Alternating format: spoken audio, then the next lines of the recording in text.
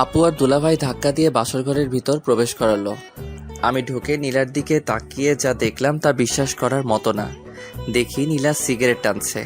নীলা বলল, জামাইবাবু কি খবর? সামনে ইলেকশন, ভোট কিন্তু আমাকে দিতেই হবে। আমার মাথায় আকাশ ভেঙে পড়ল। আমি কি শুনছি? আমি বললাম, কি বললা তুমি? বলছি আমি নির্বাচন করছি, ভোট আমাকে দিতে হবে। তুমি নিশ্চয়ই মজা করছো। মজা করার কি আছে, আমি সত্যিই নির্বাচনে দাঁড়াচ্ছি। তুমি না এসব ছেড়ে দিয়েছো? এসব তো করেছি তোকে বিয়ে করার জন্য। তোকে বিয়ে করে ফেলেছি, এখন আমাকে আর দেখে কে? আমি এখনো নীলার কথা বিশ্বাস করতে পারছি না। কিন্তু সিগারেট টানছে এটা সত্যি। লাস্ট কয়েকদিনের আচরণ সন্দেহজনক মনে হয়েছিল। তাহলে কি সত্যি নীলা আগের মতোই রয়ে গেছে? এখন রাস্তায় রাস্তায় ঘুরে বেড়াবে? নীলা বলল, কিরে কি ভাবছিস? সিগারেট খাবি? নে ধর। আমি সিগারেটটা হাত থেকে নিয়ে ফেলে দিলাম। এই কাজ করার পর নীলার মুখ রাগে লাল হয়ে যায়। বসা থেকে উঠে এসে আমাকে চড় মারলো আর বলল, তোর কত বড় সাহস, তুই আমার হাত থেকে সিগারেট ফালায় দিয়েছিস? জানিস আমি কে? আমি এই এলাকার বড় আপু। তাড়াতাড়ি সিগারেট ধরিয়ে আমার মুখে দে। আমি তাড়াতাড়ি সিগারেট ধরিয়ে নীলার মুখে দিলাম। নীলা বলল, শোন, তুই তো বলেছিলি বিয়ে করতে, বিয়ে না করলে ভবিষ্যৎ অন্ধকার, তাই আমি সেটাই করলাম। বিয়ে করলে তো স্বামীর কথা মানতে হবে, তাই এখন আমি তোমার স্বামী, তোমার আমার কথা মানতে হবে। মানবো না, কি করবি? অনেক কিছু। আমাকে কিছু করলে তোর হাত পা ভেঙে সারা জীবনের জন্য লুলা বানিয়ে দিব। আমি ভাবলাম নীলা এখন তার পাওয়ার দেখাচ্ছে, অহংকারে তার মাথা ঠিক নাই। আমি বললাম, শোনো, আমার বোধহয় তোমার মাথা ঠিক নাই, তোমার লম্বা একটা ঘুম দরকার। আমি সম্পূর্ণ ঠিক আছি। আমি যদি চেয়ারম্যান হই তাহলে কত মানুষ আমাদের সম্মান করবে, তাই না? আমার এত সম্মান দরকার নাই। তোমাদের প্রকৃত সম্মান কোথায় জানো? ওকে ওকে, আমি আর শুনতে চাই না। নীলা, তোমার কি হয়েছে? কি সুন্দর কথাবার্তা ছিল তোমার, কথার মধ্যে আলাদা একটা জাদু ছিল, হঠাৎ করে সব পাল্টে গেল। আমার বোধহয় তোমার মাথা ঠিক নাই, এখন তোমার ঘুম দরকার। কি? আমার মাথা ঠিক নাই? এই বলে ঠাস করে আমাকে চড় মেরে দিল। ব্যথার কারণে কাঁদি নাই, কষ্টের কারণে চোখ দিয়ে পানি চলে আসলো। আমি নীলার পায়ে ধরে বললাম, নীলাপু, তুমি আমাকে মেরে ফেলো, কিন্তু আমার মা বাবার সাথে কটু কথা আর খারাপ ব্যবহার করো না। ওকে, পা ছাড়। না, তুমি ওয়াদা করো আমার কথার বিরুদ্ধে গেলে তাদের সাথে নরম ভাষায় কথা বলবা। ওকে, বলবো। আমি খেয়াল করলাম নীলার পায়ে ধরাতে নীলা কেমন যেন মোচড় দিয়ে উঠল। যতক্ষণ পায়ে ধরে রাখছিলাম ততক্ষণ বড় বড় শ্বাস নেয়। আমি পা ছেড়ে এক কোণায় গিয়ে বসলাম। কিছুক্ষণ কোনো কথা বললাম না। আমি বললাম, আমার ঘুমে ধরেছে, আমি ঘুমিয়ে যাই। এই সময় গয়না কে খুলবে? কেন, তোমার হাত আছে না? আমি একটা বালিশ আর খেতা নিয়ে নিচে শুয়ে পড়লাম। নীলা বলল, ওপরে শো। না, তোমার সাথে শুবো না। কেন? চিন্তা ভাবনা করে দেখো। আমি এই বলে নিচে বিছানা করে শুয়ে পড়লাম। নিচে কার্পেট আছে, বালিশ আর খেতা দিয়ে শুয়ে পড়লাম। আপু দুলাভাই কম্বল দেয় নাই, ভাবছে আজ রাতে এমনিতেই গরম থাকবো, কম্বল লাগবে না। আমি নিয়ত করলাম যতদিন পর্যন্ত নীলা আমার কথা মতো না চলবে ততদিন আমি নীলার শরীর টাচ করব না। আর যদি বেশি বাড়াবাড়ি করে তাহলে অন্য ব্যবস্থা করব। ভাবছিলাম আজ নীলার 27 বছরের জীবনের একটা কষ্টের ইতি ঘটতে যাচ্ছে, কিন্তু না, সেই কষ্টটা আরো দীর্ঘমেয়াদী হলো। নীলার মুখটা আমার চোখে ভাসছে, মন চাচ্ছে এখন গিয়ে মনের ইচ্ছা মতো কিস করার জন্য, কিন্তু সেটা সম্ভব না। যেদিন পর্যন্ত আমার পায়ে ধরে মাপ না চাইবে ততদিন পর্যন্ত কোনো স্পর্শ নাই। যদি পরকীয়া করে করুক, পরদিন অন্য মেয়ে নিয়ে আসবো। যেহেতু 27 বছর কোনো পরকীয়া করে নাই, মনে হয় না সামনে করবে। এইসব কথা ভাবতে ভাবতে কখন যে ঘুমিয়ে পড়লাম। সকালবেলা ঘুম থেকে উঠে দেখি নীলা পাশে আমাকে জড়িয়ে ধরে ঘুমিয়ে আছে বিছানার উপর। আমি সাথে সাথে উঠে পড়লাম। নীলাও উঠে পড়ল আর বলল, কি হলো, উঠে পড়লি কেন? তোমাকে কে বলেছে আমার সাথে শুতে? আমার মন চাইছে তাই। থাকো তুমি তোমার মন নিয়ে। আমি চলে গেলাম ওয়াশরুমে। ওয়াশরুম থেকে বের হয়ে টেবিলে পড়তে বসলাম। কিছুক্ষণ পড়লে মা ডাক দিল খেয়ে যেতে। খাইতে গেলাম। মা জিজ্ঞেস করলো, নীলা কই? আসে নাই? না, আসবো নে। মা আবার রুমে গেল, গিয়ে নীলাকে নিয়ে আসলো। আমি খাওয়া দাওয়া করে চলে গেলাম রুমে। একটা কথাও বললাম না, খেয়ে চলে আসলাম। বিছানায় শুয়ে মোবাইল টিপছি। নীলা চা আনলো, বলল, এই নে চা। টেবিলে রাখো। নীলা টেবিলে রাখলো। নীলা বলল, আমি বাইরে যাব। যেখানে মনে চায় যাও, আমাকে জিজ্ঞেস করার কি আছে। দেখলাম নীলা রেডি হয়ে বাইরে চলে গেল। আমিও পিছে পিছে বের হলাম, কারণ সে আমার বউ। সবচেয়ে বড় কথা হলো আমি তাকে ভালোবাসি। নীলা এলাকার কয়েকজন ছেলের সাথে দেখা করলো, তাদের সাথে অনেকক্ষণ কথা বলল। আবার নীলা বাড়ির দিকে হাঁটা ধরলো। আমি দোকানে গিয়ে সিগারেট ধরাইলাম, খেয়ে বাসায় আসলাম। দেখি নীলা ঘর ঝাড়ু দিচ্ছে। আমি বিছানায় শুয়ে পড়লাম। নীলা আমার দিকে আর চোখে তাকাচ্ছে, দেখে আমি কিছু বলি কিনা। কিন্তু না, আমি একটা কথাও বলবো না। যতদিন পর্যন্ত এসব না ছাড়বে, এভাবে মানসিক কষ্ট পেয়ে যাবে। ঝাড়ু দিয়ে আমার পাশে শুইল। আস্তে আস্তে নীলা একটা হাত আমার শরীরে রাখলো। আমি যত বিরক্ত আছে সব বিরক্ত নিয়ে নীলার দিকে তাকালাম। নীলা হাত সরিয়ে নিল। আমি উঠে কাপড় নিয়ে ওয়াশরুমে চলে আসলাম। ভাবলাম আমার কথা মানবে না, আবার আমার কাছ থেকে সুখের আশা করে। এত সোজা না দুনিয়াটা। আমি দেখলাম নীলার কয়েকটি কাপড় ভিজানো আছে, সেগুলো ধুয়ে দিলাম। আমি গোসল করে কাপড়গুলো নিয়ে ছাদে চলে গেলাম। ছাদে গিয়ে কাপড় নেড়ে আসলাম। এসে দেখি নীলা ওয়াশরুমে মনে হয় গোসল করছে। আমি টেবিলে বসে বই ঘাটছি। ভাবছি এক রুমে দুই মানুষ, একজনের সাথে আরেকজন কথা বলে না। নীলা ওয়াশরুম থেকে গোসল করে বের হলো, নতুন এক শাড়ি পরে, যেটা দেখে আমার মাথা পুরো গরম হয়ে গেল। নীলা কাপড় নেড়ে বিছানায় বসে চুল আশ্রাইতেছে, আর আমি লোভাতুর দৃষ্টিতে নীলার দিকে তাকিয়ে রইলাম। তার কোমরের একাংশ দেখা যাচ্ছে। আমি কাশতে কাশতে বাথরুমে চলে গেলাম। আধা ঘন্টা পর বের হলাম। বের হয়ে দেখি জমিয়ে মার সাথে আড্ডা দিচ্ছে। দিনটা কেটে গেল, সারাদিন কেউ কারোর সাথে কথা বলি নাই। রাতের বেলা আমি পড়তেছি, নীলা শুয়ে শুয়ে মোবাইল টিপছে। কতক্ষণ পড়লাম জানি না। নীলা বলল, হইছে, আর পড়তে হবে না, এবার ঘুমা। তোমার বলা লাগবে না। আমি আস্তে আস্তে বিছানায় শুয়ে পড়লাম। নীলা আমার পাশে শুইল। আমি বললাম, নীলা, এসব নির্বাচন কি দরকার আছে? চলো আমরা নিজেরা সুন্দর একটা সংসার করি। দেখ, নির্বাচন সম্পর্কে আমাকে কিছু জিজ্ঞেস করবি না, ওইটা তো বাইরে। এখন তো আমরা দুজন একসাথে। এখনো তুমি আমার থেকে অনেক দূরে। এই বলে আমি বালিশ নিয়ে নিচে চলে আসলাম। আমি কি করব বুঝতে পারছি না। আজকে নীলাকে অনেক সুন্দরী দেখাচ্ছে। আমার মন বলছে এমন একটা মেয়েকে আমার মন চাচ্ছিল। কেন জানি মনে হচ্ছে সে কাছে থেকেও অনেক দূরে। মা বাবা যদি জানতে পারে নীলা নির্বাচন করবে, তাহলে কি যে হবে আল্লাহ জানে। সবচেয়ে বেশি কষ্ট পাবে মা। এর আগে নীলাকে আটকাতে হবে। কেমন জানি একটা আওয়াজ আসছে, মনে হচ্ছে কেউ কাঁদছে। নীলা কাঁদছে, বুঝছি নীলা কষ্টে কাঁদছে। আমি বুঝতে পারছি না কি করব। নীলার কাছে গিয়ে নীলাকে সান্ত্বনা দিব, চাইলে সম্ভব, কিন্তু না, আমি তা করছি না। কাঁদুক, ইচ্ছে মতো কাঁদুক, বুঝুক তার জীবন আমি কতটা গুরুত্বপূর্ণ। অনেকক্ষণ হয়ে গেল, এখনো কাঁদছে। এখন আমার নিজেরও খারাপ লাগছে। আমি উঠে নীলার শরীরে হাত রেখে বললাম, নীলা। নীলার সাথে সাথে আমাকে জড়িয়ে ধরলো। আমিও জড়িয়ে ধরলাম নীলাকে। দেখি নীলার চোখে পানি আমি মুছে দিলাম। নীলার শ্বাস আমার মুখে আসছে, তার শরীর থেকে মিষ্টি একটা গন্ধ আসছে। আমি ভাবলাম আর আগানো যাবে না। আমি ঘুমের ভান করে সারা শরীর ভার ছেড়ে দিলাম বিছানায়। নীলা আমাকে জড়িয়ে ধরে ঘুমিয়ে পড়ল। তারপর আমিও ঘুমিয়ে পড়লাম। সকালবেলা উঠে দেখি নীলা আমাকে জড়িয়ে ধরে শুয়ে আছে। আমি উঠে আস্তে আস্তে ওয়াশরুমে চলে গেলাম। বের হয়ে দেখি নীলাও উঠে গেছে। আমি পড়তে বসলাম। পড়ে খাওয়া দাওয়া করে ভার্সিটি চলে আসলাম। ভার্সিটি অনেকেই জানে না আমি যে বিয়ে করেছি, আর আমি কারোর সাথে এতটা ক্লোজ না। আমার ফ্রেন্ড বলতে সবাই, আবার কেউ না। যে সময় যার কাজ লাগে। ভার্সিটি শেষ করে বাসায় আসলাম। এসে দেখি বাবা চলে এসেছে। আমি আমার রুমে গেলাম, দেখি নীলা বাসায় নেই। আমি মাকে জিজ্ঞেস করলাম, নীলা কোথায়? মা বলল আমি যাওয়ার সাথে সাথে বের হয়েছে, যে আর আসে নাই। বাবা আমাকে ডাকছে। আমি বাবার কাছে গেলাম।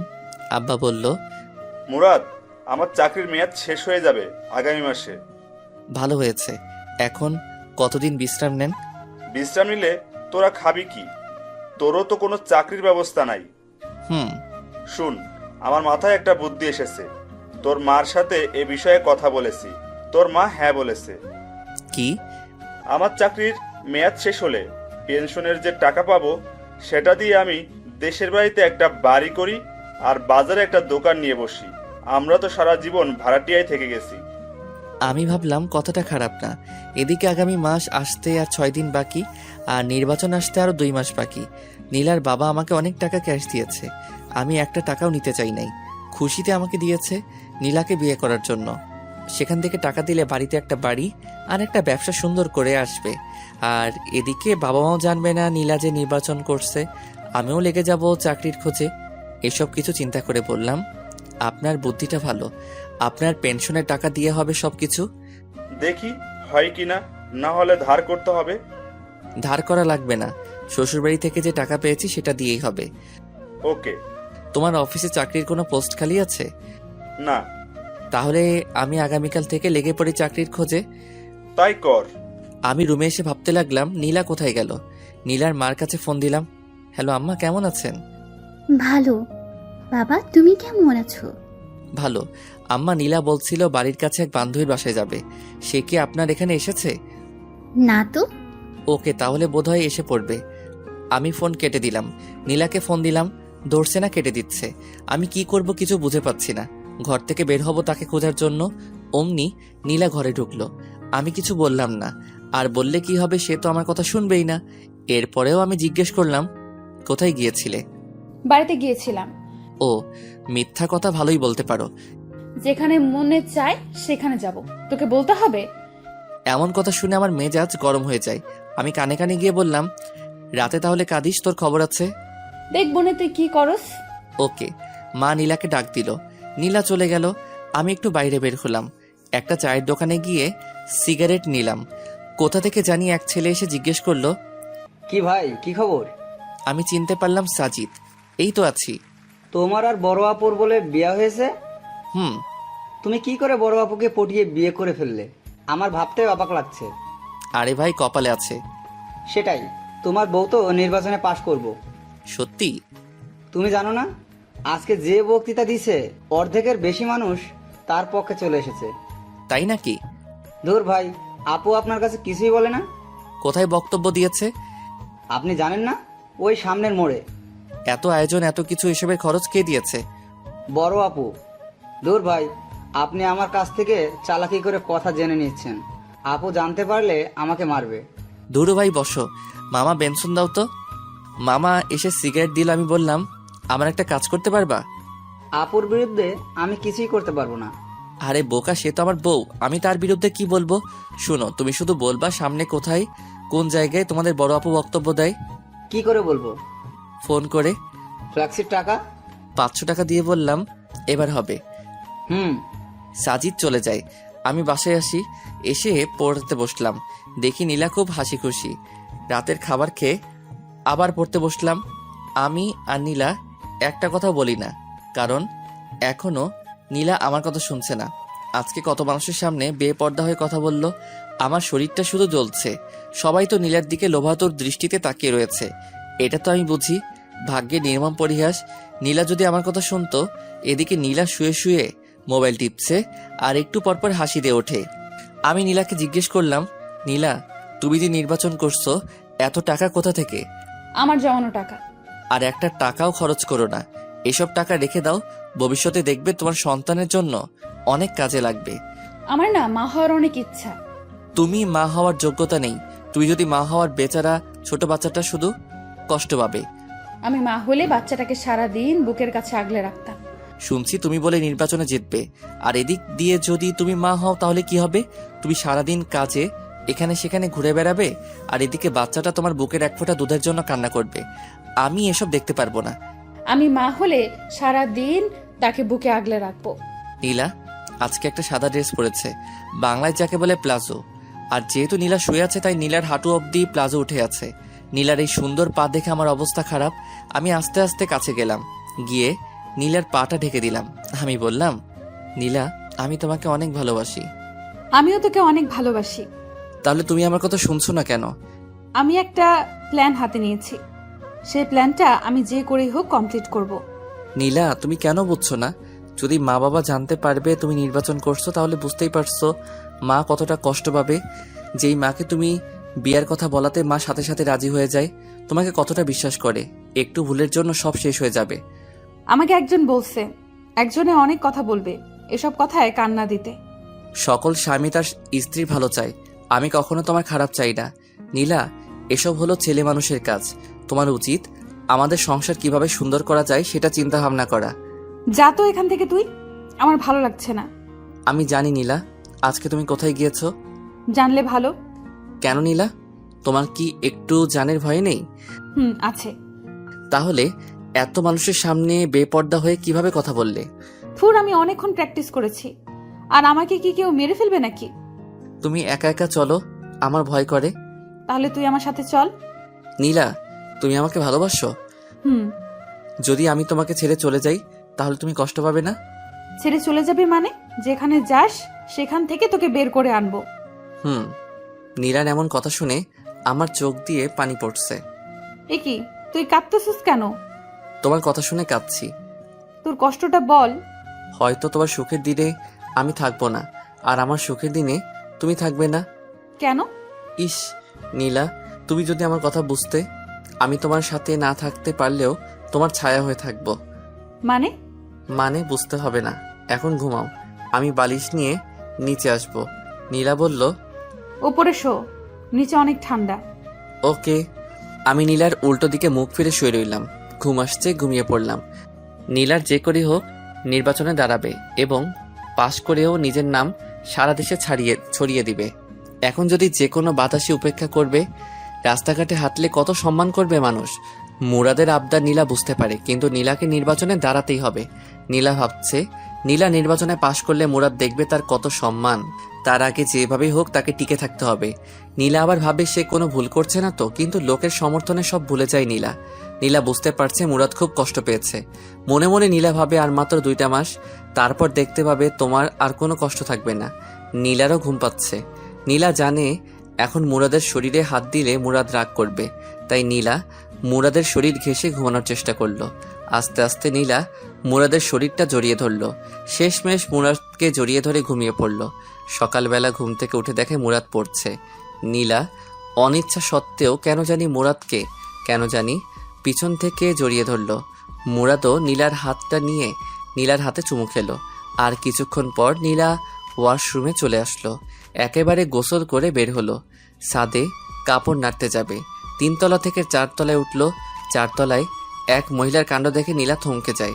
দেখলো একটা বাচ্চা ছেলেকে চোখে চোখে মুখে চুমু দিয়ে বলল, যাও বাবা, বাবার সাথে স্কুলে যাও। আর বাচ্চাটা বলল, বাই মা। যাওয়ার সময় বাচ্চাটা মার গালে চুমু খেলো। শেষমেশ টাটা দিতে দিতে বাচ্চাটা চলে গেল। নীলা পুরো কাজটা দেখলো। দীর্ঘ একটা শ্বাস ফেলে মনে মনে বলল, ইস, আমার যদি এরকম একটা বাচ্চা থাকতো। পেটের দিকে হাত দিয়ে পেটের মধ্যে হাত বুলিয়ে দেয় নীলা। মুরাদ, তুই কেন বুঝতে পারস না আমার মনের কথা? আমাকে একটা বাচ্চা দে, কসম করে বলছি, তার কোনো কষ্ট আমি হতে দিব না। নীলা আবার ভাবে, মুরাদ হয়তো ঠিকই বলেছে, এসব তো ছেলে মানুষের কাজ। আমার কাছে তো ঘরের ভেতর, আমি 2-3টা বাচ্চা নিয়ে সুখের ঘর করব। নীলা নিচে এসে দেখলো মুরাদ কলেজে চলে গেল। নীলা নিয়ত করে ফেলেছে এসব বাদ দিয়ে মুরাদের কথা মতো চলবে। নীলা ঘর থেকে বের হলো অফিসে গিয়ে নিজের পথ বাতিল করতে। বাসা থেকে বের হয়ে হাঁটা ধরল। কিছুক্ষণ যাওয়ার পর কোথা থেকে জানি এক মেয়ে এসে বলল, আপু আমার বাড়ির সামনে, প্লিজ আপু আমার সাথে একটা ছবি তুলেন। বলতে পারবো আমি চেয়ারম্যান আপুর সাথে ছবি তুলেছি, সবাই আমাকে বস মানবে। প্লিজ আপু। ওকে তুলো।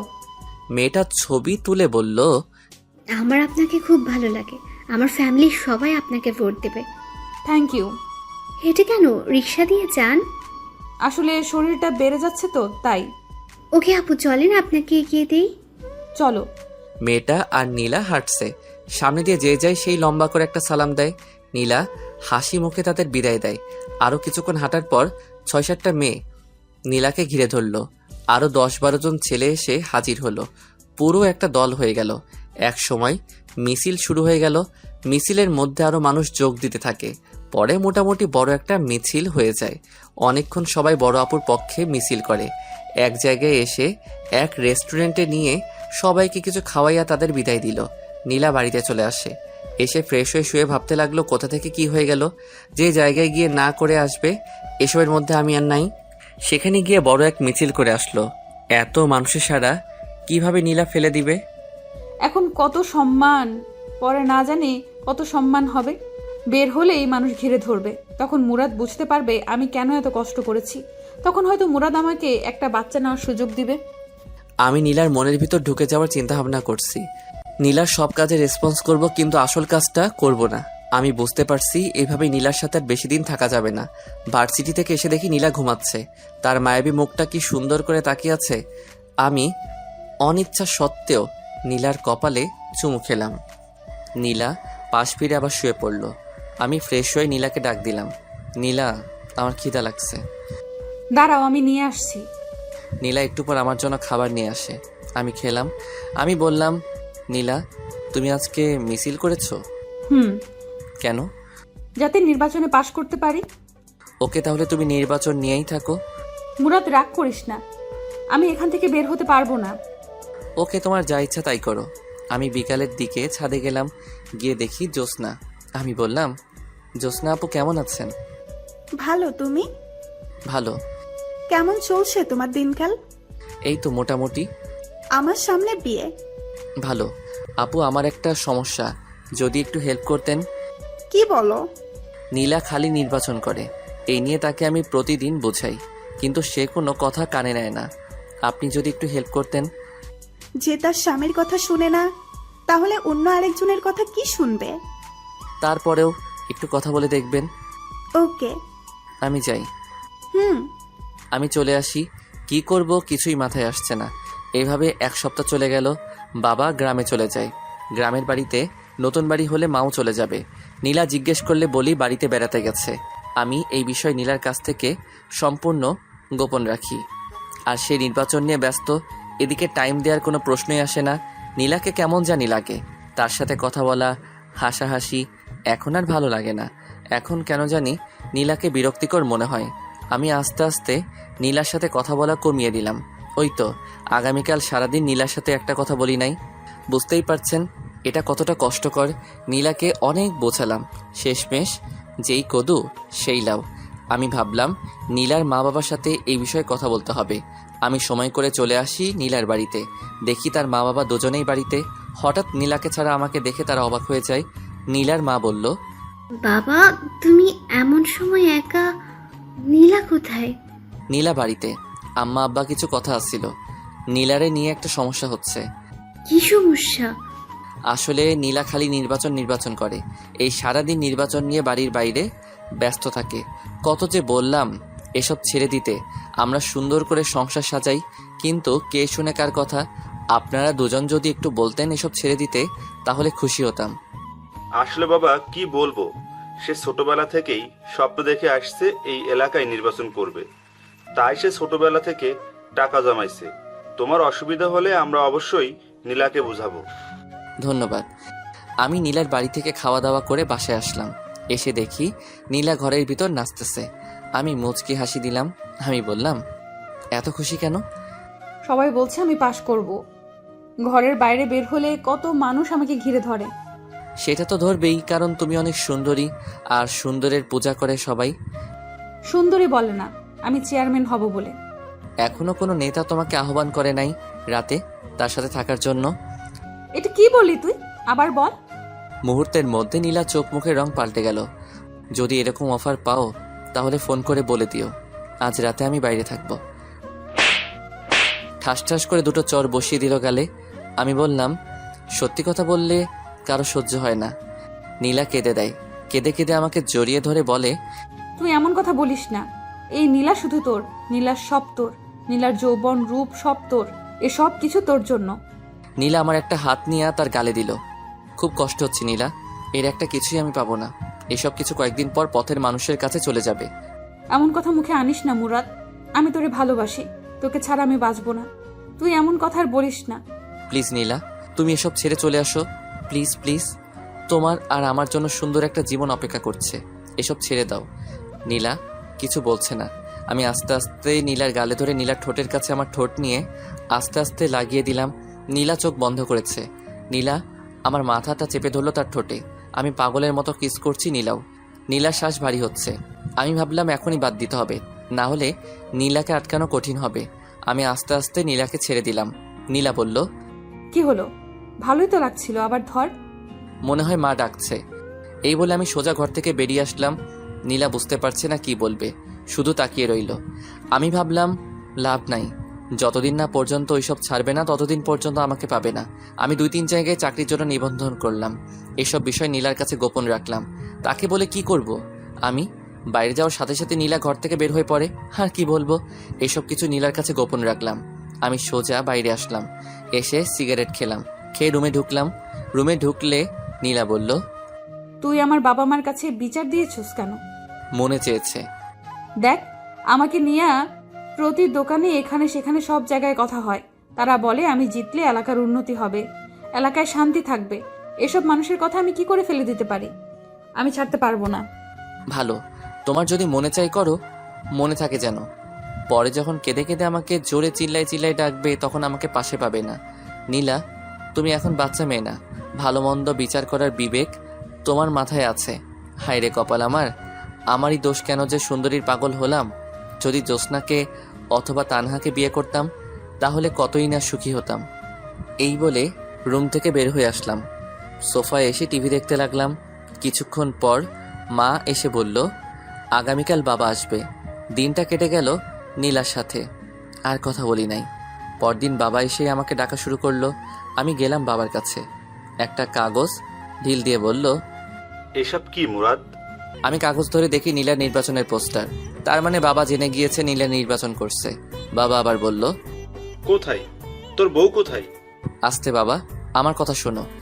কি শুনবো? আমি জানি নীলা নির্বাচনে দাঁড়াচ্ছে। কি বললি তুই? নীলা নির্বাচনে দাঁড়াচ্ছে? তার কত সাহস! তাড়াতাড়ি তার মাকে ফোন দে।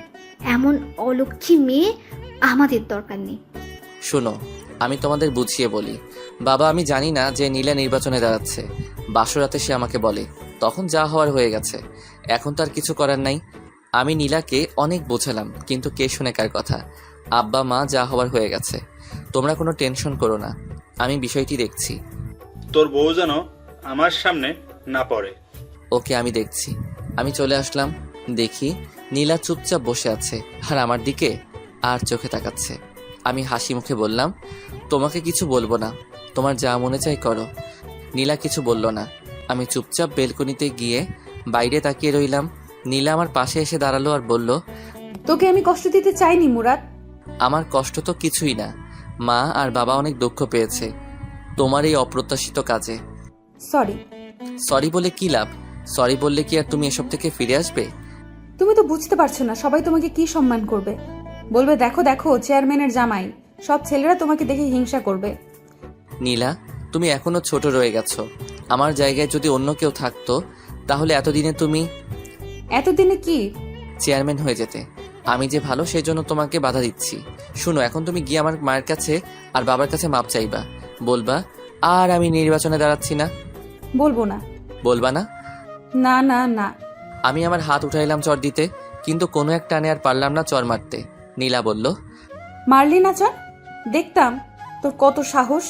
এখন যদি আমি একটা ফোন করি তাহলে শত শত ছেলে চলে আসবে। আমি চাইলে তোকে মেরে বুড়িগঙ্গা নদীতে ফেলে দিতে পারি। আমি মোবাইল দিয়ে বললাম, এই নাও, এখন তোমার ছেলেদের ফোন দাও, তারা আসুক, এসে আমাকে মেরে বুড়িগঙ্গায় ভাসাই দিক। তুই কি ভাবছিস আমি পারবো না? তুমি আবার না পারতে পারো। আমি কানে কানে গিয়ে বললাম, পারলে করে দেখা। আমি সেখান থেকে চলে আসলাম। আমার আর ভালো লাগছে না। এখন থেকে আর নীলার সাথেই শুবো না। আজ 1 সপ্তাহ হলো নীলার সাথে শুই না। আমি আমার মতো, নীলার মতো। এদিকে আমার চাকরির ইন্টারভিউর জন্য কল আসলো। এদিকে বাবা মা চলে গেল গ্রামের বাড়িতে। যাওয়ার আগে নীলাকে কয়েকবার বললাম বাবা মার কাছে মাপ চাইতে, কিন্তু কে শুনে কার কথা। এখন আমি আর নীলা একা। আমি ইন্টারভিউ দিলাম। আমার আগের রেজাল্ট ভালো ছিল বলে চাকরিটা হয়ে গেল, কিন্তু সমস্যা একটাই, বাসা থেকে অনেক দূরে। আমি সকালে যাই, বিকালে আসি। নীলা ভাবে আমি ভার্সিটিতে যাই। কিছুদিন পর সন্ধ্যার সময় বাসায় ঢুকলাম। দেখি নীলা আর 5 জন ছেলে, 1 জন মেয়ে বসে আড্ডা দিচ্ছে। তাদের একজনের হাতে সিগারেট, নীলাও সিগারেট খাচ্ছে। আমি ঘরে ঢুকলে নীলা বলল, এ হলো আমার স্বামী মুরাদ। মাঝখান থেকে একজন ছেলে বলে উঠল, বড় আপু, আপনি বিয়ে করে ফেলেছেন? আমরা তো জানি না। আসলে সবই কপাল। আর মুরাদ কিন্তু খুব ভালো ছেলে, কেউ তার সাথে বেয়াদবি করবি না। ওকে আপু। আপু, আমাদের কাজটা বুঝিয়ে দেন। নীলা আমাকে বলল, মুরাদ, তুই একটু ঘরে যা। ওকে। আমার মাথা পুরো গরম হয়ে আছে, কিছু বলবো না তাকে। আমি ভাবলাম এভাবে আর চলতে পারে না। আরে আমার তো একটা সম্মান আছে। চেয়ারম্যান হওয়ার পর সবাই বলবে, দেখো দেখো চেয়ারম্যানের জামাই, কিন্তু সেটা বলবে টিটকারি করে। ভাবলাম আজ নীলাকে শেষবারের মতো বলবো, তারপর অন্য কোনো রাস্তা দেখতে হবে। নীলা তাদের সাথে কথা বলে অনেকক্ষণ। এই ফাঁকে আমি তাদের জন্য হালকা নাস্তা নিয়ে যাই। নীলার অহংকারে শেষ নাই। নীলা তাদের ছোটোখাটো মিটিং শেষ করলো। আমি পড়তে বসলাম। রাতে খাওয়ার জন্য নীলা আমার জন্য বাইরে খাবার আনে। আমি খেলাম। ভাবলাম আজ একসাথে শুই। আমি শুলাম তাড়াতাড়ি, কারণ সকালে অফিসে যেতে হবে। দেখি নীলা মোবাইল টিপছে। আমি বললাম, নীলা বলো। মোবাইল রাখো। ওকে বলো। নীলা, তোমার নির্বাচন আর কতদিন আছে? আর মাত্র 15 দিন। ভালো, তোমাকে শেষবার ওয়ার্নিং দিচ্ছি। তুমি কি এখান থেকে বের হতে পারবে? আর কতবার বলবো? তাহলে শুনো, এসব ছেলে পেলে নিয়ে ফ্ল্যাটে আসবা না। কেন? আমি না করছি তাই। ওকে, তোমার যা ইচ্ছা। আমি বিছানায় শুয়ে ঘুমিয়ে পড়লাম। পরদিন সকালে উঠে গেলাম অফিসে। অফিস শেষ করে অফিসের আশেপাশে বাসা খুঁজতে লাগলাম। নীলার মুরাদের একই ঘ্যান ঘ্যান, আর ভালো লাগে না। প্রতিদিন একই বিষয় নিয়ে কথা বলে। ভালো হয়েছে তার বাবা মা চলে গেছে, না হলে কত বাধার সম্মুখীন হতে হতো। মুরাদকে নীলা অনেক ভালোবাসে, সেজন্য নীলা এত অসম্মানের পরেও মুরাদের কাছে পড়ে রয়েছে। কিন্তু নীলা বুঝতে পারছে না মুরাদের কি হয়েছে। কিছুদিন ধরে মুরাদ নীলার সাথে খুব ভালো ব্যবহার করছে, খুব হাসি খুশি, সব কাজে রেসপন্স। নীলা বুঝতে পারল মুরাদ তাহলে এতদিনে সব কিছু বুঝতে পারছে। ওই তো সেদিন নীলার মিটিং করে আসতে দেরি হয়েছিল। মুরাদ এগিয়ে গিয়ে নীলাকে নিয়ে আসে। শীত বলে দুজন এক চাদরের ভিতর একজন আরেকজনকে জড়িয়ে ধরে বাসায় আসে, যা দেখে নীলার খুব ভালো লাগে। এই মাসের শেষ কয়েকদিন নীলা মুরাদকে জড়িয়ে ধরে ঘুমায়। মুরাদের প্রতি নীলার ভালোবাসা অনেক বেড়ে যায়। কিন্তু এসব কিছু রীতি ঘটল ওই দিন দুপুরে। ঘুম থেকে উঠে দেখলো মুরাদের বই কাপড় চোপড় কিছুই নেই, আর টেবিলের উপর একটা চিঠি পেল। নীলা উঠে পুরো রুম দেখলো, তেমন কিছুই নেই। কয়েকটা বই আর কিছু কাপড় চোপড় পরে আছে, সেগুলো পুরাতন। আলমারি খুলে দেখলো মুরাদের কিছুই নেই। তাহলে কি মুরাদ চলে গেল কোথায়? নীলা জোরে জোরে মুরাদ বলে ডাক দিল, তার শব্দই আবার ফিরে আসলো। পুরো ফ্ল্যাট চেক করলো, প্রয়োজনীয় সবকিছু আছে। নীলা আস্তে আস্তে চিঠির কাছে আসলো। নীলার বুকটা কাঁপছে। মুরাদ কি চলে গেছে? আগে মোবাইল নিয়ে কল করলো মুরাদের নাম্বারে, ফোন বন্ধ। এবার চিঠির কাছে এসে চিঠি হাতে নিল, কাপা কাপা হাতে। চিঠি খুলে পড়তে লাগলো। চিঠিতে লেখা আছে, নীলা, আমি কোনো চিঠি লিখছি না যাতে পরে উত্তর দিতে না পারো। নীলা, একটা কথা তো জানো, স্বাধীনতা অর্জন করার চেয়ে রক্ষা করা কঠিন। আমার ক্ষেত্রে সেটাই হয়েছে। আমি তোমাকে খুব ভালোবেসে ফেলেছিলাম, কিন্তু সেটা ধরে রাখতে পারিনি। নীলা, আমি তোমার সাথে মোটামুটি অনেক সময় কাটিয়েছি। নীলা, তুমি যখন বলতে আমি কোথাও চলে গেলে আমাকে যেখান থেকে পারো ধরে নিয়ে আনবে, তখন আমার খুব অহংকার হতো। আনলে আবার কি হবে? আমার একই কথা, নির্বাচন করো না। সেরকম কথা তোমাকে শুনতে আর হবে না। আমি চলে গেলাম। এখন তুমি নির্বাচনে বেশি ফোকাস করতে পারবে। দোয়া করি নির্বাচনে পাশ করে এলাকার উন্নতি করতে পারো। সবাই একটা চেয়ারম্যান থেকে এটাই আশা করে, আর সবসময় গরিব দুঃখীদের পাশে থাকবে। দেখবে তুমি ভালো একটা চেয়ারম্যান হতে পারবে। নীলা, আমি দুঃখিত, আমি ভালো একটা স্বামী হতে পারিনি, তোমার কথায় রাজি হতে পারিনি। তোমার সামনে জীবন পড়ে রয়েছে, ভালো একটা ছেলেকে বিয়ে করে মা হওয়ার স্বপ্ন দেখো। খুব ইচ্ছে ছিল বাবা হওয়ার, কিন্তু সেটা হলো না। নীলা, আমি তোমাকে ছেড়ে অনেক দূরে চলে এসেছি। আমার খুঁজতে তুমি বের হয়েও না, কারণ তুমি আমাকে খুঁজে পাবে না। আমি পিছনের সকল পথ বন্ধ করে দিয়েছি। তুমি জেনে খুশি হবে, আমি একটা চাকরি পাইছি। তোমার অন্তরে কি ছিল সেটা আমি আদৌ চিন্তা করে বের করতে পারিনি। শেষ কয়েকদিন তোমার সাথে ভালো ব্যবহার করেছি, কারণ তুমি যাতে বুঝতে পারো তোমার জীবনে আমি কতটুকু গুরুত্বপূর্ণ ছিলাম। কিন্তু তুমি সময় থাকতে গুরুত্ব দাওনি।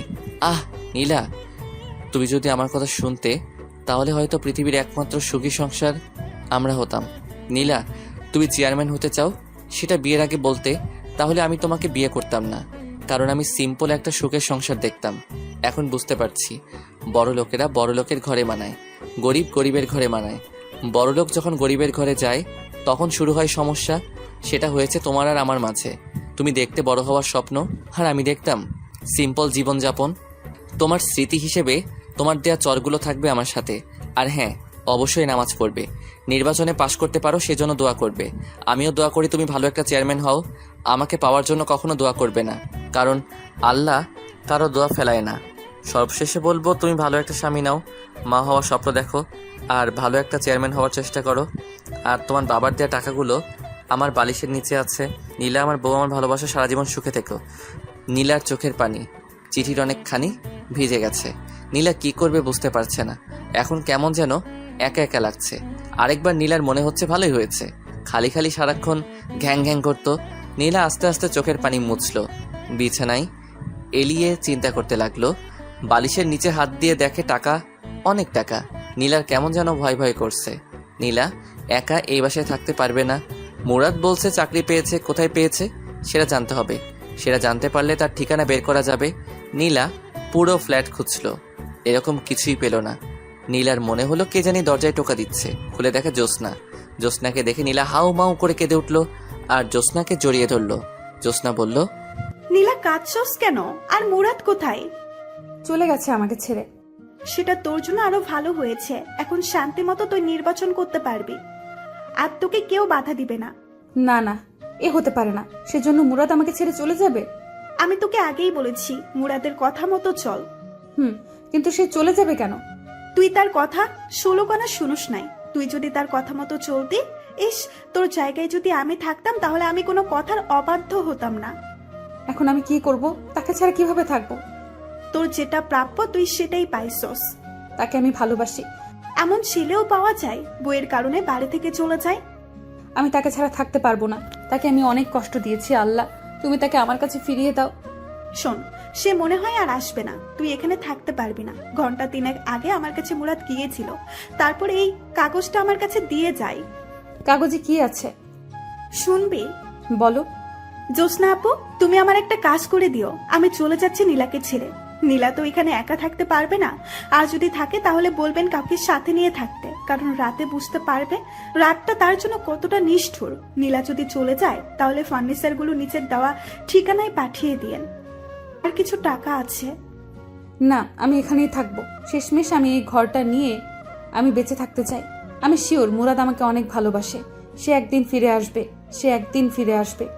সেটা তোর কপাল। তার আগে তোকে নির্বাচন থেকে বেরিয়ে আসতে হবে। তোর বিয়ের আর কয়দিন আছে? আর 13 দিন। এখন থেকে নিয়ে বাকি দিনগুলো তুই আমার সাথে থাকবি রাতে। ওকে, পরে দেখি। আমি যাই, মনে হয় মা ডাকছে। একটু পর একেবারে চলে আসিস। ওকে। জ্যোৎস্না চলে গেলে নীলা ফুপিয়ে কাঁদতে লাগলো। ভাগ্যের জোরে অফিসের পাশে একটা ব্যাচেলর ফ্ল্যাট পেয়ে যাই, সেখানে উঠি। ভাবলাম আজ সব কিছু সমাপ্তি হলো। নীলাকে ভালো লাগতো, কিন্তু নীলার নির্বাচন ভালো লাগতো না। আমি যে রুমে সিট নিলাম সেই রুমে আরও 2 জন আছে। তারা 2 জন চাকরিজীবী, তাই আমাদের ফাইজলামো করার কোনো প্রশ্নই আসে না। যাই হোক, পরদিন সকালে অফিসে গেলাম। আমার মুখ থেকে হাসি নামক শব্দটি উধাও হয়ে গেছে। অধিকাংশ সময় আমি নীলাকে নিয়ে চিন্তা করি। ফেলে এসেছি, আবার কোনো ভুল করিনি তো? যদি কোনো অঘটন ঘটিয়ে ফেলে? কিছু ভালো লাগছে না। অফিসে কত মানুষ হাসাহাসি করে, আমি সারাক্ষণ আমার কাজ নিয়ে ব্যস্ত থাকি। সারাক্ষণ নীলার মুখটা সামনে ভাসে। অফিসের ম্যানেজার সবাইকে ডাক দিল, আমিও গেলাম। আমি গিয়ে পিছনে এক কোণায় দাঁড়িয়ে রইলাম। এক একজনকে এক এক কাজ দিয়ে বিদায় করছে ম্যাডাম। সবার পরে আমার সিরিয়াল আসলো। মেয়েটা আমার থেকে মনে হয় 3 বছরের ছোট। ছোট হলে কি হবে, বস তো বসই। আমাকে আমার কাজ দিলে আমিও চলে আসি। অফিসে কত মেয়ে, সারাক্ষণ নীলার কথা মনে পড়ে। নীলা এখন কি করছে? মনে হয় কাঁদছে, আবার মনে হয় সে তো এখন খুশিতে নাচছে, কারণ তাকে বাধা দেওয়ায় আর কেউ নেই। ধুর, যেটা চলে গেছে সেটা গেছেই, এখন কাজে মনোযোগ দেই। অফিস শেষ করে রুমে এসে গোসল করে খাওয়া দাওয়া করে শুয়ে রইলাম। কিছুক্ষণ শুয়ে থাকার পর পাশের একজন বলল, তার নাম সাজ্জাদ। ভাই, আপনি এরকম সবসময় নীরব আর মুখ গোমরা করে রাখেন কেন? কোনো সমস্যা? আমাদের বলেন, দেখি হেল্প করতে পারি কিনা। ভাই, আপনার কি বউ আছে? হ্যাঁ ভাই। তার কথা আপনার মনে পড়ে না? হ্যাঁ মনে পড়ে, প্রতিদিন কথা বলি। আজকে তো কয়েকবার কথা বললাম। ভাই, আমি আমার বউকে সারা জীবনের জন্য ছেড়ে চলে এসেছি, তাই ভাই তার কথা চিন্তা করি। কেন ভাই, আপনি আপনার বউকে ছেড়ে চলে এসেছেন? ভাই, শখের বশে এক সিনিয়র আপুকে বিয়ে করেছিলাম। বিয়ের পর তার কথা আমি শুনতাম, কিন্তু সে আমার কথা শুনতো না, তাই ছেড়ে চলে এসেছি। Very interesting. আমরা দেখি যত কম বয়সী মেয়ে আর তুমি কি না সিনিয়র আপুকে বিয়ে করো? থাক ভাই, যা হওয়ার হয়ে গেছে, এখন সামনে ফোকাস করেন। দেখবেন আরও ভালো মেয়ে কপালে আসবে। আমি পড়তে বসলাম, কারণ আমাকে ভার্সিটি শেষ করতে হবে। এটা বেসরকারি, যে কোনো সময় চাকরি চলে যেতে পারে। পরদিন অফিসে গেলাম, সারাদিন অফিস করলাম, কারোর সাথে কথা বলিনি। সবাই টিফিন করে আর আমি নীলার কথা চিন্তা করি। সে কি এখনো ঠিক আছে নাকি? আমি নেই বলে কারোর সাথে কামে লিপ্ত হয়েছে? না না, নীলা এরকম মেয়েই না। ভাবলাম নীলাকে একটা নজর দেখে আসবো, আগামীকালই যাব। অফিস শেষ করে চলে আসব। এক লোক এসে খবর দিল ম্যানেজার ডাকছে। আমি অফিসে গেলাম। ম্যাডামকে দেখে আমার মেজাজ গরম হয়ে যায়। ম্যাডাম, এটা কোনো কাপড় পরলো? একটা টাইট জিন্স আর টাইট শার্ট, ঠোঁটে লিপস্টিকে ভরা, চুলগুলো মাথায় পাহাড় করে রেখেছে। আমি লজ্জায় মাথা নিচু করে দাঁড়িয়ে রইলাম। নীলাকে আমি জিন্স অবস্থায় 2 দিন দেখেছি, তারপরেও প্রথম আর সবসময় নর্মাল পোশাক পরতো, যার কারণে নীলাকে আমার অনেক ভালো লাগতো। আর শাড়ি পরা অবস্থায় দেখলে মনে হতো, রিয়ান ভাইয়ের কথাটা, কোন গ্রহ থেকে এসেছো তুমি, যেখানে শুধু রূপের চর্চা করা হয়। এখন নীলার শাড়ি পরা মুখটা মনে হলে শরীরে কাঁপুনি দিয়ে ওঠে। বসেন। আমি মাথা নিচু করে চেয়ারে বসলাম। আবার বলল, মুরাদ ভাই, এখানে কি আপনার কোনো কাজ করতে অসুবিধা হচ্ছে? না। তাহলে সব সময় এমন মন মারা হয়ে থাকেন কেন? 2 দিন একেবারে বেশি। আমার মতে এই অফিসে আসার পর একমাত্র আমার সাথে আপনি কথা বলেছেন। কেন? কারণ জানতে পারি? না, আমি শুধু আমার কাজ করব। এমন মানুষ হয়? আপনার বাড়িতে দেখলাম আপনি বিবাহিত। আপনার ওয়াইফের সাথে কোনো সমস্যা হয়েছে? সেরকমই ধরতে পারেন। এটা কোনো সমস্যা হলো? সেজন্য আপনি যাওয়ার সময় তার সবচেয়ে বেশি পছন্দের জিনিসটা নিয়ে যাবেন। দেখবেন সব ঠিক হয়ে যাবে। আমি চলে আসলাম। হিসাব করে দেখলাম নির্বাচনের আর মাত্র কয়েকদিন বাকি। পরদিন অফিস বন্ধ, তাই সময় করে রাতে এলাকায় আসলাম, যাতে কেউ না চিনতে পারে। শীতের রাত, মুখে মাফলার জ্যাকেট বেঁধে, সাথে মাথায় ক্যাপ দিয়ে রাস্তায় হাঁটছি। হাঁটতে হাঁটতে বাসার সামনে গেলাম। বাসার নিচে দাঁড়িয়ে আর চোখে বেলকনিতে তাকাচ্ছি। দেখি বাতি জ্বালানো, তার মানে নীলা এখানেই আছে। সে কি কাঁদছে নাকি হাসছে, সেটা যদি দেখে যেতে পারতাম। অপেক্ষা করি, যদি বেলকনিতে আসে। বেশি অপেক্ষা করতে হলো না, না চাওয়ার চেয়ে বেশি পেয়ে গেলাম, যেটা দেখে নীলার আসল মুখোশ উন্মোচন হয়ে গেল। দেখি 3 জন ছেলে আর 4 জন মেয়ের সাথে নীলা হাসতে হাসতে বের হচ্ছে, যেটা দেখার জন্য আমি মোটেও প্রস্তুত ছিলাম না। আমি ভাবলাম আমার ধারণা সব ভুল। আমি ভাবছিলাম নীলা বোধহয় মন খারাপ করে বসে আছে, কিন্তু না, নীলার মতো নির্বাচনের কাজ করছে। থাকুক সে তার নির্বাচন নিয়ে, আমি থাকি আমার মতো। আর নীলার চিন্তা মাথায় আনবো না, এলাকার নাম মুখে নিব না। আমি মন খারাপ করে বাসায় চলে আসলাম। সারা রাত ঘুম নাই। কি করব? আমি নীলাকে ছেড়ে চলে আসলাম, অথচ আমি বেশি কষ্ট পাচ্ছি। আর এদিকে নীলা খুশিতে শেষ। শখের বসে গিয়েছিলাম সিনিয়র মেয়েকে বিয়ে করতে, আবার সে বলে এলাকার ডন। এমন ফালতুমি আমার কপালে জুটল। সে বলে আমার বউ। দূর, ঘুমাই। এসব চিন্তা করতে করতে কখন যে ঘুমিয়ে যাই। এদিকে নীলা কাঁদতে কাঁদতে চোখ ফুলিয়ে ফেলেছে, কারণ মুরাদকে ছাড়া নীলার এক মুহূর্ত ভালো লাগে না। সারাদিন ঘরে নীলা একা, কিছু ভালো লাগে না, খাওয়া দাওয়া ঠিক মতো করে না। এখন নীলা মুরাদের অভাব হাড়ে হাড়ে টের পাচ্ছে। 2 দিন ধরে নীলা নির্বাচনের কোনো কাজে যাচ্ছে না, কারণ তার মন ভালো না। কি বলবে গিয়ে নীলা? ওই দিন রাতে নীলাকে তার সাথের লোকেরা দাওয়াত দিল। নীলা বলে দিয়েছে আসতে পারবে না, কিন্তু হলো কি, রাতে কয়েকজন বাসায় এসে হাজির। তাদের জোড়াজড়িতে নীলা তাদের সাথে গেল। সেখান থেকে এসে জ্যোৎস্নাকে কল দিল। জ্যোৎস্না আসলো। রাতে জ্যোৎস্নার সাথে ঘুমাই। 2 জন শোয়ার পর জ্যোৎস্না বলল, এসব তুই ছাড়বি? এসব ছাড়লে দেখ মুরাদ তোর কাছে ফিরেও আসতে পারে। সত্যিই মুরাদ আবার আমার কাছে ফিরে আসবে? যখন শুনবে তুই আর নির্বাচনে দাঁড়াচ্ছিস না, তখন বুঝতে পারবে তুই মুরাদের কথা শুনছোস। কি করে বুঝবো? সে কি এই দেশে আছে নাকি নাকি নতুন বিয়া করে ফেলছে? এই বলে নীলা কেঁদে দিল। নীলা, কাঁদিস না, তার জন্য দোয়া করবেন। সে যেন ভালো থাকে। দেখবি একদিন ঠিকই আল্লাহ তোদের দুজনকে মিলিয়ে দেবে। নীলা ফুপিয়ে ফুপিয়ে কাঁদছে আর মোবাইল থেকে ছবি বের করে মুরাদকে দেখছে। এসব দেখতে দেখতে কখন যে ঘুমিয়ে যায়। সকালে উঠে নীলা নামাজ পড়ে আল্লাহর কাছে অনেক কান্নাকাটি করে মুরাদকে ফিরিয়ে দেওয়ার জন্য। আমি পরদিন অফিসে যাই। গতকাল থেকে আজকে আমার মনটা বেশি খারাপ। অফিস শেষ করে চলে আসব। একজন এসে বলে গেল ম্যাডাম ডাকছে। আমি ম্যাডামের অফিসে গিয়ে মাথা নিচু করে দাঁড়িয়ে রইলাম। বললাম, বসেন। আমি আস্তে আস্তে বসলাম। এখন আপনি আমার সামনে হাসি দেবেন। পারবো না। দেন বলছি, দেন, না হলে আপনার চাকরি নট। আমি হাসি দেওয়ার চেষ্টা করলাম, কিন্তু হাসির বদলে ফুপিয়ে ফুপিয়ে কান্না শুরু করলাম। এটা কি হলো? আমি বললাম হাসতে আর আপনি কিনা কাঁদছেন। প্লিজ কাঁদবেন না। এই নিন টিস্যু। টিস্যু নিয়ে আমি চোখ মুছলাম। ম্যাডাম বলল, এক্স্যাক্টলি আপনার সমস্যা কি আপনি আমাকে খুলে বলবেন? হুম। আপনার ওয়াইফ কি মারা গেছেন? না, তবে বেঁচে থেকেও আমার সাথে নেই। আমি বুঝেছি। যান, আপনাকে কিছুদিন ছুটি দিলাম, বউকে নিয়ে কোথা থেকে ঘুরে আসেন। আমি চলে আসলাম, কিন্তু পরের দিন আমি অফিসে যাই। ম্যাডাম অবাক হয়ে যায়, কিন্তু কিছু বলল না। আমি হিসেব করলাম নীলার নির্বাচন হতে আর সপ্তাহ 7 দিন আছে। কিছু ভালো লাগছে না, কেন জানি মন চাচ্ছে নীলাকে আরেকটা নজর দেখতে। দূর আমার বেহায়া মনে, আমি আর নীলার কথা মনে আনবো না। ভাবলাম আরেকটা বার দেখেই আসি, এটাই শেষ। পরদিন রেডি হয়ে রাতে বের হলাম। কিছুক্ষণ জার্নি করার পর এলাকায় পা রাখলাম।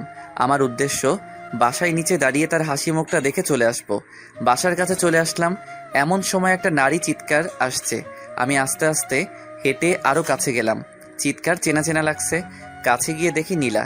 আমার সারা শরীরে একটা হিমশীতল স্রোত বয়ে গেল।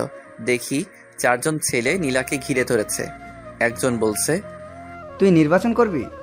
শালিকে ধর, তার নির্বাচনের স্বাদ মিটিয়ে দেই। ভাবলাম তারা বিপক্ষ দলের কেউ। একজন ছেলে নীলার দিকে আগাচ্ছে। আমি বুঝতে পারছি না নীলাকে তারা কি করবে। দেখি ওনা টান দিয়ে সরিয়ে দিতে চাইলো। আমার মাথায় রক্ত উঠে গেল। ভাগ্যবশত আমার পাশে একটা বেলচা ছিল। আমি মুখটা ভালো করে ঢেকে নিলাম যাতে নীল না বুঝতে পারে। বেলচা নিয়ে আগালাম। যেহেতু চারদিকে অন্ধকার, তাই একদিক থেকে উদয় হয়ে যে নীলার ওড়না দিয়ে টান দিল, তার পিঠে গিয়ে আঘাত করলাম। শালা জোরে এক চিৎকার দিয়ে নিচে শুয়ে পড়লো। আমি আবার অন্ধকারে চলে গেলাম। আমি তাদের দেখছি, কিন্তু তারা আমাকে দেখছে না। তারা সতর্ক হয়ে গেল। আমি জায়গা পরিবর্তন করে আরেকটার পিছনে গিয়ে তার পায়ে আঘাত করলাম। সেও চিৎকার করে শুয়ে পড়ল। আমি আবার অন্ধকারে চলে গেলাম। আমি আবার জায়গা পরিবর্তন করে আরেকটার পিছনে গিয়ে তার ঘাড়ে আঘাত করলাম। সেও শুয়ে চিৎকার করতে লাগলো, ও মা গো, ও মা, ও মা গো। আমি অন্ধকারে চলে গেলাম। যেহেতু শীতের রাত, কুয়াশা, কিছুই দেখা যায় না। আবার রাত। আরেক হালা চিৎকার করে বলছে, শালা কে রে তুই? সাহস থাকলে সামনে আয়। আমি আস্তে আস্তে পা টিপে তার পিছনে গিয়ে দাঁড়ালাম। শেষমেশ সে বুঝতে পারে, কিন্তু ততক্ষণে আমার হাত রেডি। সে ঘুরে আর আমি তার কানে নিচে নরম জায়গায় ঘুষি চালালাম। সে দাঁড়ানো থেকে অজ্ঞান হয়ে ডাইরেক্ট রাস্তায় পড়ল। একজনকেও মাথায় আঘাত করলাম না, যদি মারা যায়। আমি আবার অন্ধকারে চলে গেলাম। বাকি 3 জন তাকে উঠিয়ে দৌড়। তারা চলে গেলে আমি নীলার সামনে প্রকাশ হলাম। তার সামনে বেলচা ঢিল দিয়ে রাস্তায় ফেলে ঘুরিয়ে উল্টো হয়ে হাঁটা ধরলাম। কিন্তু নীলার চালাক চোখ আমাকে চিনতে পারে। নীলা আমাকে ডাক দিল, মুরাদ, মুরাদ, এবার অনেক জোরে। কিন্তু আমি আমার মতো হাঁটছি। নীলা কাঁদে আর ডেকেই যাচ্ছে, মুরাদ, মুরাদ, আমার কথা শোনো। কিন্তু আমি আমার হাঁটা থামালাম না, কারণ পিছনে ফেরার টাইম নেই। আস্তে আস্তে নীলার মুরাদ, মুরাদ ডাক মিলিয়ে গেল। আমি আমার গন্তব্যের দিকে রওনা দিলাম। মুরাদ ডাক ডেকেই যাচ্ছে নীলা, কিন্তু কে শুনে কার কথা। নীলা বাসায় এসে বিছানায় শুয়ে কাঁদতে লাগলো। কাঁদছে আর বলছে, আমি কি দোষ করছিলাম? কেন তুই আমাকে এত বড় শাস্তি দিচ্ছস? কে জানি দরজায় টোকা দিল। খুলে দেখে জ্যোৎস্না। জ্যোৎস্নাকে দেখে হাউমাউ করে কেঁদে উঠল। বলল, মুরাদ ছিল ওটা। মুরাদ আমার কাছে আসছিল, আমাকে শয়তানগুলোর হাত থেকে রক্ষা করেছে। কোথায় সে? কই? কখন দেখছস? আমাকে বুঝিয়ে বল। আমি ডাক্তারের দোকান থেকে আসছিলাম ওষুধ নিয়ে, তখন 4 জন ছেলে আমাকে ঘিরে ধরলো। আমি জোরে জোরে চিৎকার করতে লাগলাম। তখন কোথা থেকে জানি এক ছেলে তাদের মায়ের দিল। ছেলের মায়ের সামলাতে না পেরে তারা চলে যায়। আমি ভালো করে খেয়াল করে দেখি ওটা মুরাদ। আমি কতবার যে ডাকলাম মুরাদ, মুরাদ বলে, কিন্তু সে আসলো না। আবার কাঁদা শুরু করলো নীলা। জ্যোৎস্না নীলাকে সান্ত্বনা দিতে লাগলো, দেখছস, মুরাদ সারাক্ষণ তোর উপর চোখ রাখছে। তুই ভালো করে চল। আমি যে কাঁদছি কষ্টে, সে কি শুনতে পাচ্ছে না? হয়তো। আর কাঁদিস না, ঘুমা, দেখবি সব ঠিক হয়ে যাবে। নীলা শুয়ে পড়ল। শুয়ে ভাবতে লাগলো, নীলা, মুরাদ আমার আশেপাশেই আছে। আমি যদি মুরাদের কথা মতো চলি, হয়তো মুরাদ আবার আমার কাছে ফিরে আসবে। আমি সেটাই করব। নীলা বুঝতে পারছে ঘরের মধ্যে ছেলে মানুষের কি দরকার। এখন নীলা বুঝতে পারে এসব নির্বাচন হলো ছেলে মানুষের জন্য। মেয়েদের জন্য হলো ঘর। যখন মেয়ে ছেলের জায়গায় যায় তখনই শুরু হয় ঝামেলা। আর আমি মুরাদকে ছাড়া কিছু কল্পনা করতে পারি না। মুরাদ আমার সব। এসব চিন্তা করতে করতে নীলা ঘুমিয়ে যায়। পরদিন ওঠে। এভাবে 5 দিন চলে যায়। নির্বাচনের আর 2 দিন আছে, কিন্তু মুরাদ আর আসে না। শেষমেশ নীলা নির্বাচন থেকে অব্যাহতি নেয়, কারণ তার দরকার মুরাদকে। আর নির্বাচন না করলে মুরাদ আসবে। মুরাদকে নিয়ে নীলা বাকিটা জীবন পার করে দিতে চায়। আজ 5 দিন হয়ে গেল, আমি ওই দিনের ঘটনা ভুলতে পারছি না। নীলার মুরাদ মুরাদ ডাকটা কেন জানি এখনো আমার কানে বাজছে। আমার মন বলছিল, যা গিয়ে তোর ভালোবাসাকে জড়িয়ে ধর, কিন্তু আমার পা সামনে হেঁটে চলে এসেছে। নীলাকে আমার অনেক মায়া লেগেছে, কারণ নীলা আগের থেকে অনেক শুকিয়ে গেছে। কেমন যেন নীলার মুখে সেই লাবণ্যতা নেই। আমি বুঝতে পারছি নীলা অনেক কষ্টে আছে, কিন্তু এত কষ্টের পরেও কি নীলা নির্বাচন ছেড়ে আমার কাছে মাপ চাইবে? আমার মা বাবার কাছে মাপ চাইবে? কে জানি। 6 দিনের মাথায় আমি অফিস শেষ করে চলে আসছি। এক লোক এসে বলল, ম্যাডাম ডাকছে। ম্যাডামের নাম তানিয়া। আমি অফিসে গেলে ম্যাডাম বলল, আপনার নাম কি? মুরাদ। আপনার ওয়াইফের নাম কি? সেটা না বললে হয় না? বাড়ি কোথায়? নরসিংদী। ওকে যান। আমি ম্যাডামের কাজ করবার কিছুই বুঝলাম না। নির্বাচনের 2 দিন পর গেলাম এলাকায় শিওর হতে নীলা নির্বাচনে পাশ করেছে কিনা। আমি এলাকায় ঢুকে এক লোককে জিজ্ঞেস করলাম, ভাই এই এলাকার চেয়ারম্যানকে? আগে যে ছিল সে। মানে তাহলে আপনাদের বড় আপু নির্বাচনে পাশ করে নাই? আরে ভাই, আর বললেন না, কত আশায় ছিলাম বড় আপু পাশ করলে এলাকার অনেক উন্নতি হবে, কিন্তু হলো কি, নির্বাচনের 2 দিন আগে বড় আপু নির্বাচন থেকে অব্যাহতি নেয়। পরে আর কি হবে, আগে যে আছে সেই পাশ করে। আমি লোকটাকে ধন্যবাদ বলে চলে আসলাম। ভাবলাম তাহলে নীলা এতদিনে আমার কথা শুনছে, কিন্তু সে সময় থাকতে শুনেনি। অতএব আমি আর নীলার কাছে যাচ্ছি না। এদিকে নীলা একা হয়ে গেল, কারণ জ্যোৎস্নার বিয়ে হয়ে গেছে। নীলা রাতে কিভাবে থাকবে? বাড়িতেও নীলা কিছু বলে নাই। নীলা ভাবলো সারা রাত মুরাদের কথা চিন্তা করে কাটিয়ে দিবে। নীলা রাতে অনেক ভয় পায়, বুঝতে পারছে মুরাদ তার কাছে এতদিন কি ছিল। রাতে নীলা ঘুমাতে পারে না ভয়ে, শেষ রাতে ঘুমিয়ে যায়। নীলা চিন্তা করছে আজকে রাতে কিভাবে থাকবে। নীলার এক ফুফাতো বোনের কথা মনে পড়লো, তার নাম তানিয়া, খুব হ্যান্ডসাম আর নীলাকে খুব সম্মান করে। নীলা ভাবলো তানিয়াকে ফোন করে দেখা যায় কয়েকদিন থেকে যায় কিনা। পরেরটা পরে দেখা যাবে। নীলা তানিয়াকে ভিডিও কল দেয়। তানিয়া ফোন ধরে। আসসালামু আলাইকুম তানিয়া, কেমন আছো? জি আপু, ভালো। তুমি কেমন আছো? এই তো ভালো। তোমার চেহারা তো তা বলছে না। আমার চেহারা কি বলছে? মনে হচ্ছে তুমি অনেক কষ্টে আছো, কেমন যেন আগে থেকে শুকিয়ে গেছো। শোনো, এখন থেকে তুমি আমার কাছে থাকবে। কেন, তুমি না বিয়ে করেছো? তোমার জামাইয়ের কি হয়েছে? ওর কথা আর বলিস না। এখন তুমি বলো কখন আসবা? অফিস শেষ করে চলে আসবো। কাপড় চোপড় নিয়ে আসবা, কিছুদিন থাকবা। ওকে? ওকে, চলে আসবো। নীলা ভাবলো যাক একটা ব্যবস্থা হলো। এখন কিছু রান্না করতে হবে তার জন্য। নীলা তার জন্য অনেক কিছুই রাঁধলো।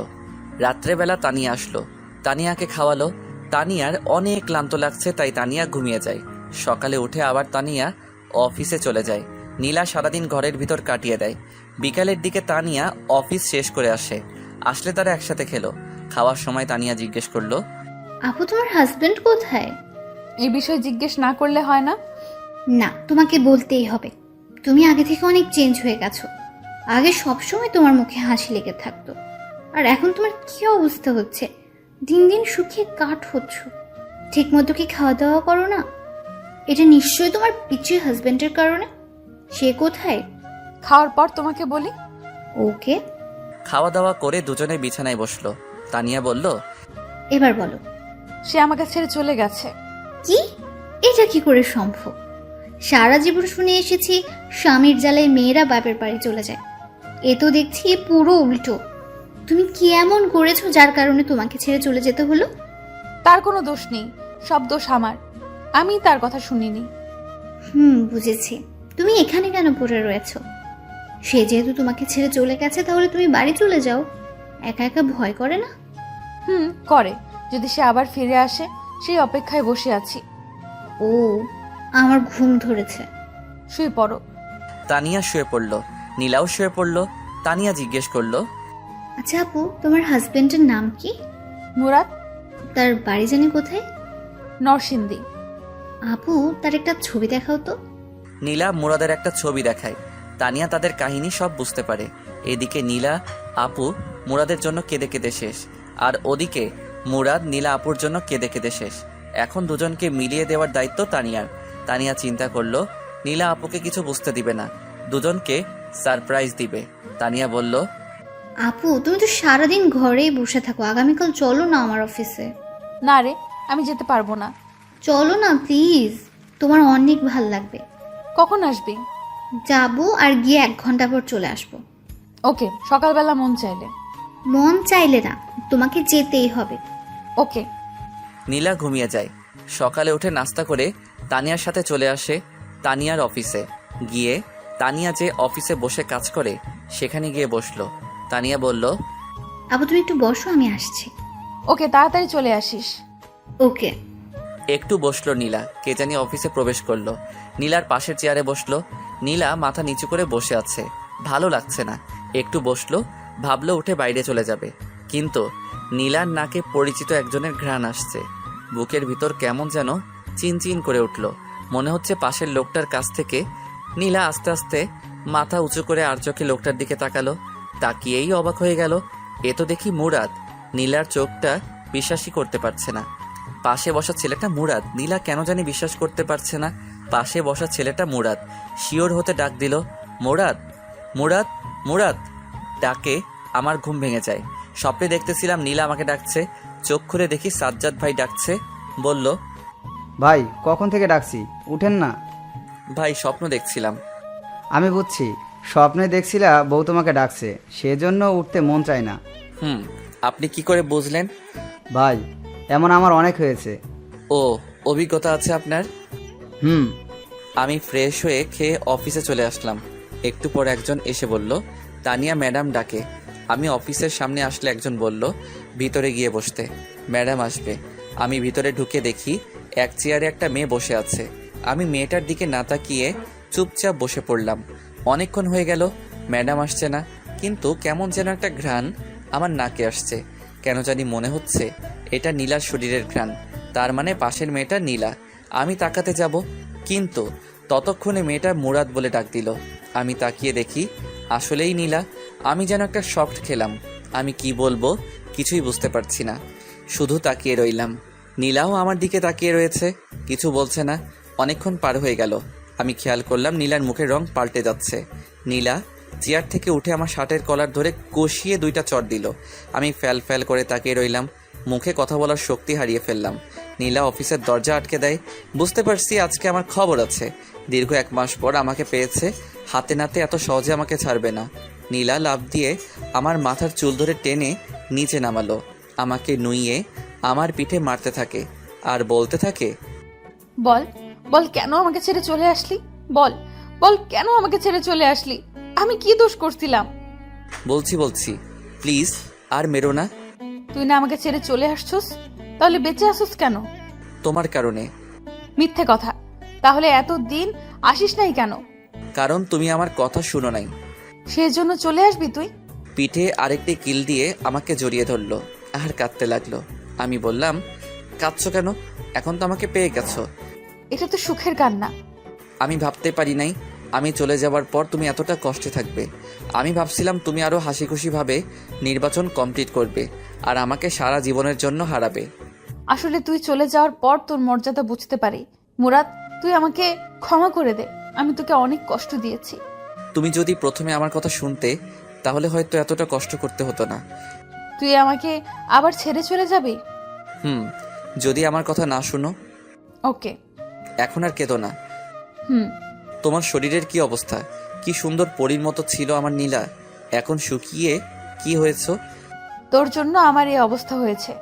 তোমার ফার্স্ট কাজ হলো আমার মা বাবার কাছে ক্ষমা চাওয়া। সরি মুরাদ, তোর মা বাবাকে আমি অনেক কষ্ট দিয়েছি। বল, কবে তোর গ্রামের বাড়িতে যাবি? সামনের সপ্তাহ। আমার গ্রাম অনেক ভালো লাগে। গিয়ে আমরা অনেক দিন থাকবো। হুম। আমি সরি, ওই দিন রাতে আমি তোমার ডাক শুনিনি। ওই দিন যদি তুই না থাকতি তাহলে হয়তো আর আমাকে পেতি না। এখন তোমাকেও আমি পেয়েছি, তুমিও আমাকে পেয়েছো, আর কোনো কষ্ট নেই। আমি আমার কপাল নীলার কপাল একসাথে করলাম। নীলার চোখে পানি, আমার চোখেও পানি। আমি নীলার মাথায় ধরে আবার আমার বুকে টেনে নিলাম। নীলাও আমাকে জড়িয়ে ধরে শক্ত করে, আবার নীলা কেঁদে দেয়। আবার যদি আমাকে ছেড়ে চলে যাস তাহলে আমাকে আর জীবন্ত পাবি না। ওকে, আমি তোমাকে ছেড়ে চলে যাব না, কিন্তু তুমি তোমাকে মারার অনুমতি দাও। তুই আমাকে মেরে ফেলিস, তবু আমাকে ছেড়ে চলে যাস না। প্রিয়জন পাশে না থাকার বেদনা আমি বুঝতে পেরেছি। এই তো লক্ষ্মী মেয়ে। আমি নীলার চোখ মুছে দিলাম, চেয়ারে বসালাম, দরজা খুলে দিলাম। একটু পর তানিয়া প্রবেশ করলো। আমি বুঝতে পারছি এসব তানিয়ার কাজ ছিল। মনে মনে তানিয়াকে অনেক ধন্যবাদ। তানিয়া এসে বলল, আপু আমাকে আর তোমার সাথে থাকতে হবে না তো? নীলা হেসে বলল, আপাতত না, সময় হলে বলবো। সময়টা কখন? পেটে বাচ্চা হলে? যা শয়তান। ম্যাডাম, আপনি তো কিছুদিন আগে বলেছিলেন বউকে নিয়ে কোথাও ঘুরে আসতে। সেই ছুটিটা আমি আগামী সপ্তাহ চাই। মুরাদ ভাই, এটা কিন্তু ঠিক না। দিয়ে দিস না। আগামী সপ্তাহ কিন্তু, এখন না। হুম। যান, এখন মন দিয়ে কাজ করেন। আমি চলে আসলাম। আমি অফিস শেষ করে নীলাকে নিয়ে শপিং মলে গিয়ে তার জন্য বোরকা কিনলাম। সেখান থেকে বোরকা পরিয়ে আমার মেসে গেলাম। গিয়ে নীলাকে সাজ্জাদ ভাইয়ের সাথে পরিচয় করিয়ে দিলাম। সাজ্জাদ ভাই নীলাকে কতগুলো উপদেশ দিয়ে দেয়। আমি আমার জরুরি জিনিসপত্র নিয়ে বাসায় আসলাম। নীলাকে বোরকা অবস্থায় আরও বেশি সুন্দরী লাগে। নীলাকে বললাম বোরকা পরে ঘর থেকে বের হতে, আর আগের সব কিছু ভুলে যেতে, সামনে ফোকাস করতে। সে আমার কথায় সায় দেয়। বাসায় আসলে নীলা আমাকে রান্না করে খাবার দেয়। আমি খেয়ে দিয়ে আমি রুমটা গোছালাম, যেভাবে আগের মতো ছিল। আমি রাতে নীলা বিছানায় শুইলাম। যেহেতু অনেক দিন পর, তাই নীলাকে শরীরে ধরতে কেমন যেন লজ্জা লাগে। আমি ঘুমিয়ে গেলাম। সকালে সব লজ্জা চলে যায়। দেখি নীলা আমাকে জড়িয়ে ধরে ঘুমাচ্ছে। তার মিষ্টি মুখটা আমার দিকে তাকিয়ে আছে। আমি নীলাকে ডাক দিলে সে উঠে ফ্রেশ হয়ে রান্না করে। আমি খাওয়া দাওয়া করে অফিসে চলে গেলাম।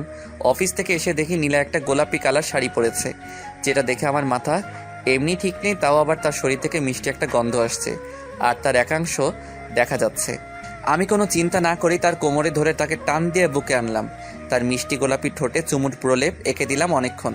নীলা আমাকে টেনে নিয়ে বিছানায় ধাক্কা দিয়ে ফেলে দেয় আর বলে, তুই না আমাকে অন্য একটা জগৎ থেকে ঘুরিয়ে নিয়ে আসবি? আমার শরীর আনচান সেখানে যাওয়ার জন্য। আমি বুঝতে পারছি নীলা কিসের কথা বলছে। আমি এতদিন সেটার জন্য অপেক্ষা করছি। আমি নিশার ঘাড়ে চুমু খেতে থাকি। আমি আস্তে আস্তে নিচে, বাকি কাজটুকু নীলা সেরে ফেলে। ভাবলাম এত ফেতনার ভিতরেও নীলা নিজেকে সম্পূর্ণ ঠিক রেখেছে। আমরা সন্ধ্যার সময় শুইলাম, উঠলাম। পরের দিন সকালে নীলা বলল, এই জিনিসটা এত মজা, এত সুখ আগে যদি জানতাম তাহলে আমি তোর কথার কখনো অবাধ্য হতাম না। আমি আরো 10 বছর আগে বিয়ে করে ফেলতাম। তখন কিন্তু তুমি আমাকে পেতে না। তা ঠিক। এখন বলো কি খাবে? সেটাও বলে দিতে হবে। না, এখন না। আমি নাস্তা তৈরি করছি, খেয়ে দিয়ে অফিসে যাও। ওকে। আমি অফিসে চলে আসি। পরের সপ্তাহ আমরা গ্রামের বাড়ি আসি। সেখানে 1 সপ্তাহ থাকি। নীলা মা বাবার পায়ে ধরে মাপ চায়। নীলাকে ক্ষমা করে দেয়। সপ্তাহে একটা পরীক্ষা, তাই ভার্সিটি পরীক্ষা দিয়ে শেষ করলাম। আরও ভালো কোম্পানিতে চাকরির আবেদন করলাম, কিন্তু তানিয়ার রিকোয়েস্টে সেই অফিস থেকে গেলাম। কিন্তু আমার প্রমোশন হয়। আসা যাওয়ার জন্য নীলার বাবার কাছ থেকে একটা গাড়ি নেয় আমার জন্য। 1.5 বছর পর আমাদের একটা মেয়ে হয়। দেখতে নীলার মতো হয়েছে। আসলে ভালোবাসা চেয়ে পাওয়া যায় না, ভালোবাসা দিতে হয়। ভালোবাসা দিলেই তুমিও ভালোবাসা পাবে।